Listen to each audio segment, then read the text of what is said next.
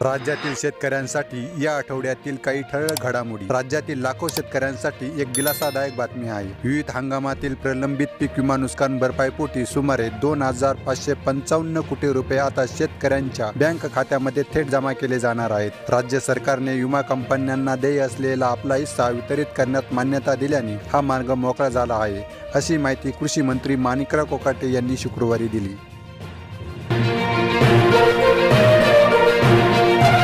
शेतकऱ्यांनी 31 मार्च पूर्वी पीक कर्जाचे पैसे भरा, परिस्थितीनुसार निर्णय घेऊ। आता ती परिस्थिती नाही, त्यामुळे या वर्षी आणि पुढील वर्षी देखील घेतलेल्या कर्जाचे पैसे भरा, अशा शब्दात उपमुख्यमंत्री अजित पवार यांनी कर्जमाफीवर महत्त्वपूर्ण भाष्य केले। मी राज्याचे 11वा अर्थसंकल्प सादर केला आहे। यंदा 7,27 कोटीचा अर्थसंकल्प सादर करत असताना जवळपास 65,000 कोटी रुपये वीज माफी, लाडकी बहीण योजनेसाठी तरतूद करावी लागली आहे। तसेच 3.5 लाख कोटी रुपये अधिकारी कर्मचाऱ्यांसह सर्व स्टाफचे पगार, पेन्शन तसेच घेतलेल्या कर्जाचे व्याज 4,15,000 कोटी रुपये यासाठी जातात।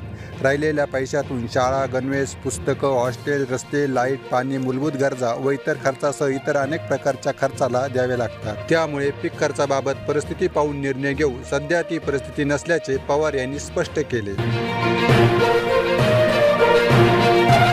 खरीप हंगाम 2024 मधील पीक विमा भरपाई राज्य सरकारने हप्ता न दिल्यामुळे रखडली होती। राज्य सरकारने आता विमा कंपन्यांना आपला विमा हप्ता दिला, त्यामुळे खरीपातील विमा भरपाईचे 2,308 कोटी रुपये मिळण्याचा मार्ग मोकळा झाला। खरीप 2024 हंगामात पीक विम्यात शेतकऱ्यांना स्थानिक नैसर्गिक आपत्ती आणि हंगामातील प्रतिकूल परिस्थिती, काढणी पश्चात नुकसान भरपाई आणि पीक कापणी प्रयोगावर आधारित विमा भरपाई या 4 ट्रिगर अंतर्गत भरपाई मंजूर झाली आहे। शेतकऱ्यांना एकूण 2,308 कोटी रुपये भरपाई निश्चित झाली आहे। मात्र राज्य सरकारने आपला हप्ता दिला नसल्यामुळे ही भरपाई रखडली होती।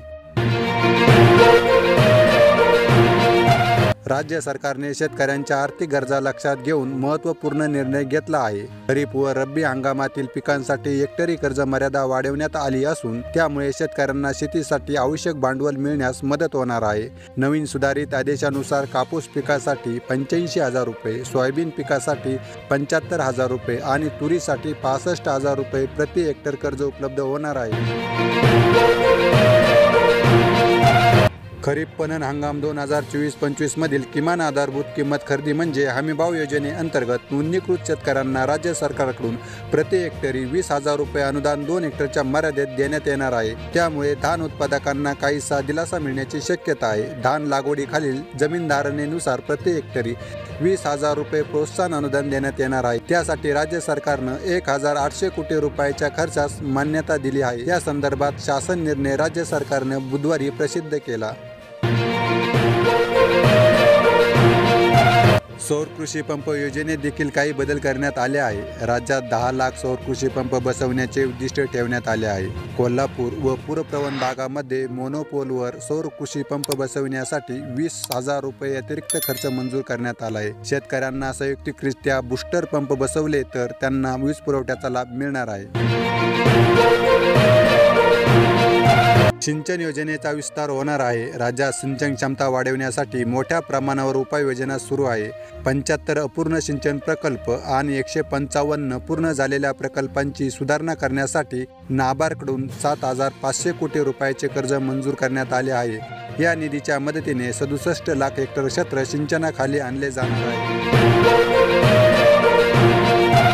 कापूस खरेदी केंद्रांची वाढ करण्यात येणार आहे। कापूस उत्पादक शेतकऱ्यांना अधिक चांगल्या सुविधा उपलब्ध करून देण्यासाठी नवीन 30 कापूस खरेदी केंद्र उभारण्याचा प्रस्ताव CCIकडे पाठवण्यात आला आहे। या केंद्रांमुळे शेतकऱ्यांना कापूस विक्रीसाठी हमीभाव आणि सोयीस्कर बाजारपेठ उपलब्ध होईल।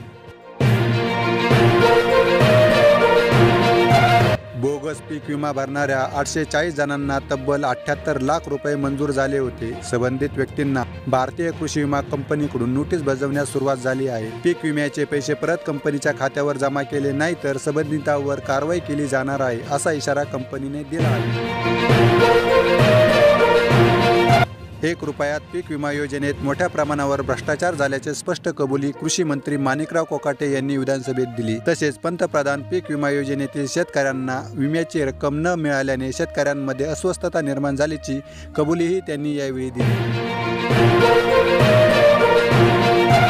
मागील खरीप हंगामातील शेवटच्या टप्प्यात ऑक्टोबरमध्ये अतिवृष्टीमुळे सोयाबीन, कापूस तसेच इतर पिकांचे मोठे नुकसान झाले होते। या नुकसानीसाठी शासनाने शेतकऱ्यांना आर्थिक मदत जाहीर केली आहे। त्यानुसार नांदुरा तालुक्यातील 42,181 शेतकऱ्यांना त्यांच्या बाधित झालेल्या एकूण 40,790 हेक्टर क्षेत्रासाठी 68,27,000 रुपयाचा निधी लवकर शेतकऱ्यांच्या बँक खात्यात जमा केला जाणार आहे। मराठवाड्यात गेल्या 3 वर्षात 3,090 शेतकऱ्यांनी आत्महत्या केल्याची नोंद करण्यात आल्याची माहिती केंद्रीय कृषी मंत्री शिवराज सिंह चौहान यांनी राज्यसभेवर एका प्रश्नाच्या लेखी उत्तरात दिली। मराठवाड्यात 2022 मध्ये 1,022 शेतकऱ्यांनी आत्महत्या केल्या। 2023 मध्ये 1,116 शेतकऱ्यांच्या आत्महत्यांची नोंद झाली आहे। 2024 मध्ये हा आकडा 952 इतका होता। ही आकडेवारी छत्रपती संभाजीनगरच्या विभागीय आयुक्त कार्यालयाने दिल्याचे चव्हाण यांनी म्हटले आहे। महाराष्ट्र शासनाच्या महसूल विभागाने राज्यातील शेतकरी आणि सर्वसामान्य नागरिकांसाठी अनेक महत्त्वपूर्ण आणि दिलासादायक निर्णय घेतले आहेत। यामध्ये भोगवटादार वर्ग 2 जमीन धारण करणाऱ्या शेतकऱ्यांना कर्ज मिळण्यासाठी अडथळे दूर करण्यापासून ते महसूल सेवा लोकांपर्यंत अधिक सुलभतेने पोहोचविण्यासाठी विविध उपक्रमांचा समावेश आहे। महसूल मंत्री चंद्रशेखर बावनकुळे यांनी या सुधारणांची माहिती दिली आहे। राज्यात विविध कृषी विकास योजना राबविण्यासाठी तयार करण्यात आलेल्या 1775 कोटी रुपयांच्या आराखड्याला केंद्राने मंजुरी दिली आहे। केंद्रीय कृषी मंत्रालयाचे सचिव देवेश चतुर्वेदी यांच्या अध्यक्षतेखाली राज्याच्या वरिष्ठ अधिकाऱ्यांसोबत झालेल्या बैठकीत हा निर्णय घेण्यात आला। राष्ट्रीय कृषी विकास योजनेतून 1223 कोटी रुपयांचा निधी देण्यास केंद्राने मंजुरी दिली होती। मंजूर निधीपेक्षाही जादा खर्चाचा आराखडा सादर करता येतो। त्याप्रमाणे राज्याने 1750 कोटीहून अधिक कृषी विकास योजनांचा आराखडा तयार केला। केंद्रीय सचिवांनी काही हरकत न घेता आराखडा मंजूर केला। यात सर्वात जास्त निधी सूक्ष्म सिंचन कार्यक्रमाला मिळाला असून तो 596 कोटी रुपये इतका आहे। नांदेड जिल्ह्यात सप्टेंबर 2024 मध्ये अतिवृष्टी पूर परिस्थितीमुळे नुकसान झालेल्या शेतकऱ्यांसाठी शासनाकडून 812 कोटी रुपये नुकसान भरपाई मंजूर झाली आहे। आजपर्यंत 6,48,227 शेतकऱ्यांच्या खात्यावर 704,36,77,000 रुपये रक्कम DBTद्वारे थेट जमा करण्यात आली आहे। उर्वरित शेतकऱ्यांना रक्कम वाटपाचे काम चालू असल्याची माहिती प्रशासनाने दिली। नांदेड जिल्ह्यामध्ये 1 ते 3 सप्टेंबर 2024 या कालावधीत अतिवृष्टी झाली होती। या खरीपातील जिरायती, बागायती व बहुवार्षिक पिकांसह शेतजमिनीचे नुकसान झाले होते। त्यानंतर जिल्हा प्रशासनाकडून ग्रामस्तरीय समितीमार्फत नुकसानीचे संयुक्त पंचनामे करण्यात आले। यात जिल्ह्यात 5,96,517 हेक्टरवरील पिकांचे नुकसान झाले होते। तर या होत्या या आठवड्यातील शेतकऱ्यांसाठी ठळक घडामोडी। अशाच प्रकारच्या नवनवीन घडामोडी बघण्यासाठी आपल्या माहिती सेवा या YouTube चॅनलला नक्की सबस्क्राईब करा। धन्यवाद।